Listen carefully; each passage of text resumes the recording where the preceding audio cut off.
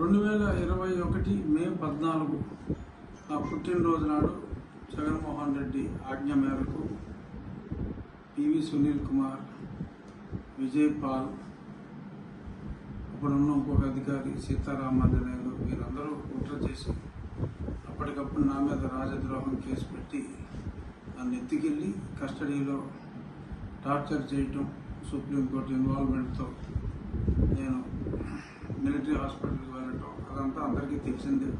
నన్ను చంపాలని చూడటం, ఆ గుంటూరు హాస్పిటల్ సూపరింటెండెంట్ దొంగ రిపోర్ట్లు ఇవ్వటం, దాన్ని మిలిటరీ హాస్పిటల్ హైకోర్టు న్యాయమూర్తి పర్యవేక్షణలో, ఇప్పుడు రిజిస్ట్రార్ జనరల్ తర్వాత న్యాయమూర్తి అయ్యారు, వారి పర్యవేక్షణలో జరిగిన రిపోర్ట్స్లో ఏం చెప్పారు ఇవన్నీ కూడా పెట్టి నన్ను ఏ విధంగా హింసించింది, వీరి మీద ప్రేరేపించిన ముఖ్యమంత్రి మీద, వీరందరి మీద చర్యలు తీసుకోవాలి, కేసు బుక్ చేయాలని చెప్పి ఈరోజు నేను గుంటూరు ఎస్పీ గారికి కంప్లైంట్ ఇవ్వటం జరిగింది.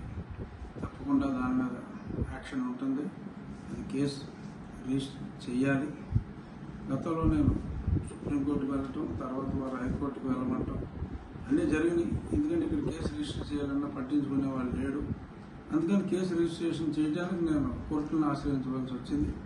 ఇప్పుడు డైరెక్ట్గానే లా అండ్ ఆర్డర్ ధర్మం 4 పాదాలు నడుస్తుంది కాబట్టి ఇప్పుడు చంద్రబాబు నాయుడు గారి పరిపాలనలో నాకు న్యాయం చేయండి, అక్రమంగా నన్ను కస్టడీలో హింసించిన వాళ్ళని న్యాయపరంగా శిక్షించాలి అని చెప్పి నేను కంప్లైంట్ ఇవ్వడం జరిగింది.